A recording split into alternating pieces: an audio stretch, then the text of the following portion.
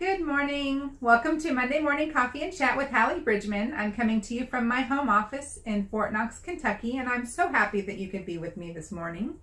I have my cup of coffee. I hope you have your coffee or tea or whatever it is that you drink in the morning, and you're ready to kind of sit back and take a few minutes while we chat about my books. So this morning's question is, which of the cookbooks is your favorite?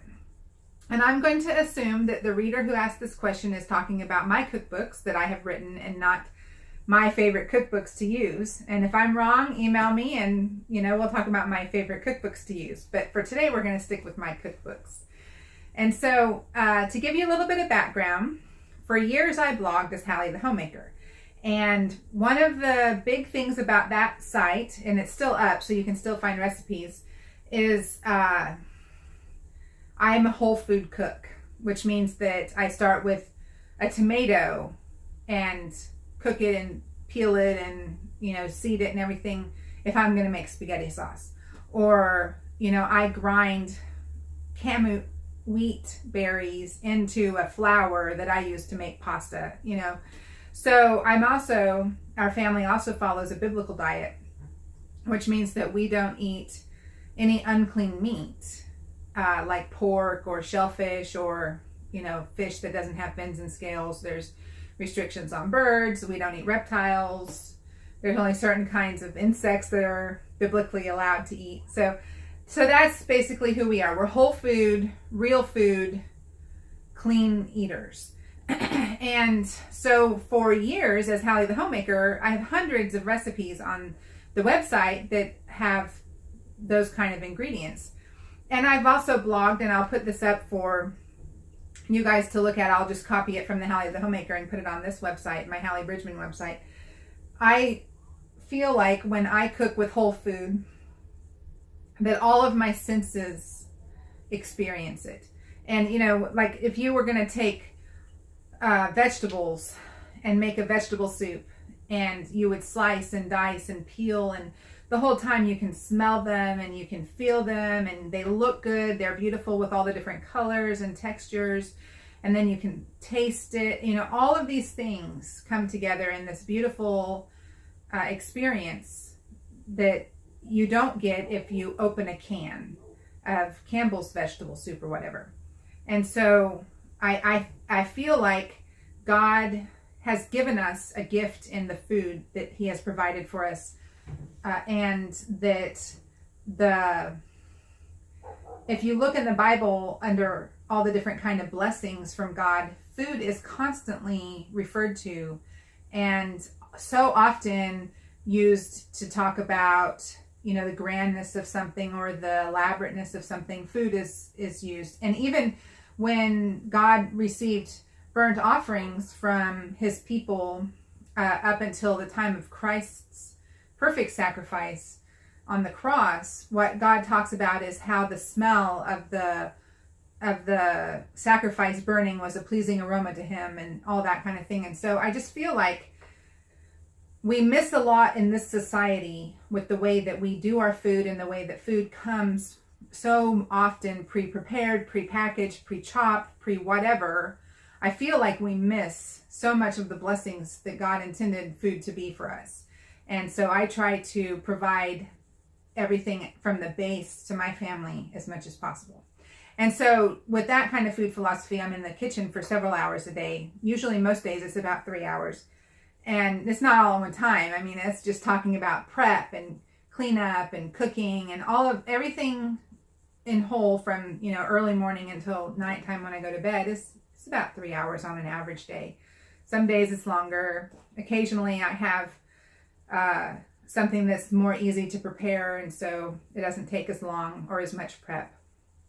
And so with this going on, with blogging as Hallee the Homemaker and having a very intentional food philosophy, we knew that one day that I would write a cookbook.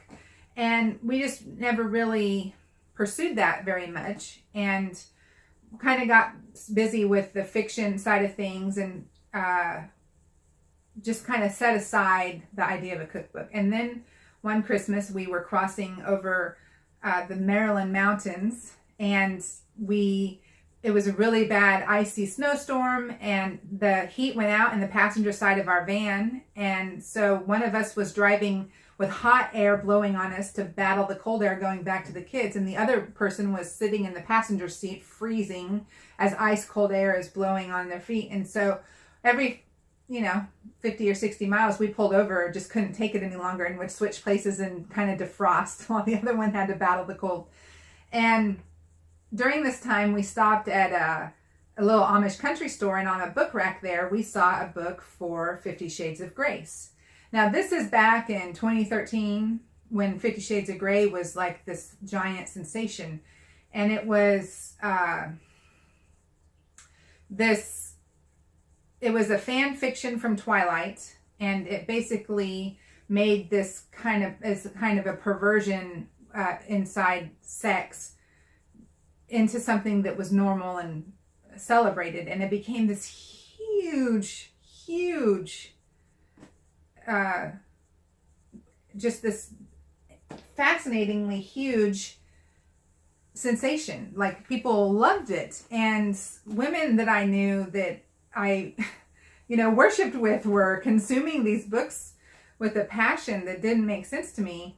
And I knew that I wanted to confront it. I had just really been praying on what could I do? How could I do it? What could I say? Did I want to be one of the thousands of bloggers out there that was standing on my soapbox screaming? Or did I want to write a book, maybe a devotional book or something? And so when we were at this store and saw 50 Shades of Grace, my husband was like, oh, I wish that we had thought of that. That's perfect. It's 50 devotionals talking about God's grace. It kind of battles this idea of punishment being something that you can use to heal with instead of God's grace. And so we got back in the car. It was my turn to drive, and I'm driving, like I said, on this icy road. And about, 15 or 20 minutes later, I thought my husband was asleep, and he sat up and he said, gravy. And I said, what? And he said, could you come up with 50 gravy recipes? And I said, maybe, I don't know. And, and as an aside, around 44, I started sweating it a little bit. I didn't know if I could actually come up with 50 gravy recipes, but I gave it a go. And he said, 50 Shades of Gravy. That's perfect. And so what was born of that was 50 Shades of Gravy, A Christian Gets Saucy, which was the very first cookbook I ever wrote. Never planned to write 50 gravy recipes as my first cookbook, but we'll take what we can get. And in it, I write a devotional, kind of a mini sermon about how we are bound in the chains of sin, but that God's grace and Christ's sacrifice can set us free. And so I kind of battle the whole sensational storm of the other books that go by a similar name. And that kind of began the trend. Like, suddenly our imaginations exploded with ideas that we could use for cookbooks. And so following 50 Shades of Gravy is The Walking Bread, The Bread Will Rise. And this is not a comprehensive bread cookbook. It's basically the recipes that my family eats regularly. These are all of the breads that I make on a regular basis. And I grind my own wheat.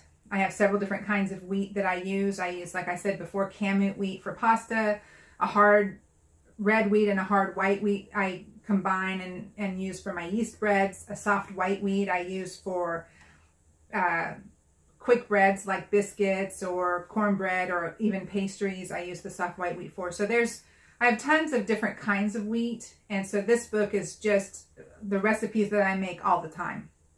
And as in my devotion in this cookbook, I talk about this obsession our culture has with death, and remind everyone that until we get to know Christ, we are all the walking dead. And once we come to know Christ, then we are born again and we have eternal life.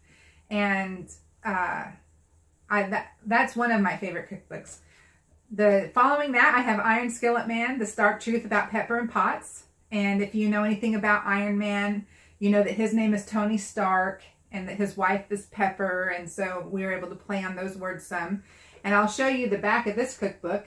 My brother drew this cartoon for me, and it's Jesus Christ sitting around a bunch of superheroes. And he says, and that's how I'm going to save the world. And so you can probably guess from that what I talk about in the devotional in this book is that we have this fascination with the concept of world destruction, and then these superheroes coming in these blockbuster movies and save the world. And I know my kids love those movies, but the fact is that a real superhero has come and has truly saved the world, and his name is Jesus Christ.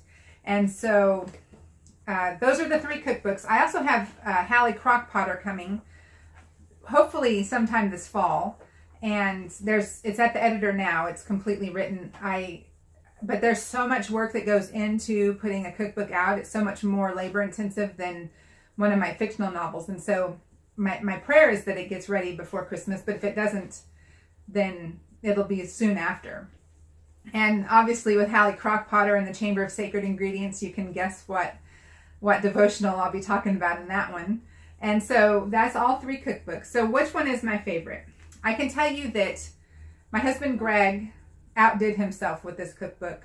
The formatting in it is amazing and beautiful, and it is more than just a cookbook. It has a giant section on how to take care of cast iron, because all of the recipes in this book are made in a cast iron skillet. And there's artwork in here.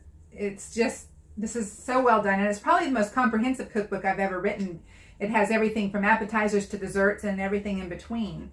And so it's, it has more recipes, it's more beautifully put together, and it's just, I think, a work of art in itself. But my favorite cookbook, I think, is The Walking Bread, only because cooking bread is something I love to do. When I have to do a teacher gift or something, I usually make a loaf of bread.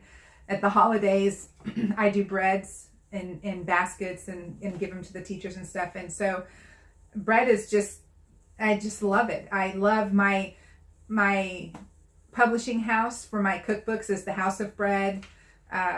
It's just something that I get a joy out of doing, out of cooking for my friends. And so it's, the recipes in here are my recipes that I have been doing for years and years as a whole food cook who grinds her own wheat. These are my recipes. And so I just feel like this is the most personal cookbook to me, and it's probably my favorite. But all of them sell really well at the holidays, and I think it's because they make just really fun gifts for everyone. So those are my cookbooks. I look forward to the release of Hallee Crock-Potter, and I hear people ask for it all the time. And so I know that it'll be a very popular release when it happens. And thank you for your question. And like I said, if you really wanted to know which cookbooks I use to cook with, shoot me an email and I'll answer that one too. And if you have a question for me, on my website, halleebridgeman.com, along the sidebar, you'll see where you push a link to go to the Google form to fill out. Just ask me any question about me or my writing or my books. And don't forget that November 6th, my sons will be with me for Monday morning coffee and chat, and we will be answering your questions about autism. And so I can answer the questions about parenting. Scott has agreed to answer, my son Scott has agreed to answer questions about having autism or what it's like for him. And so we're really looking forward to being able to share that with you. So use the same link if you have a question about autism. And I look forward to seeing you right here next Monday. Thank you. God bless you.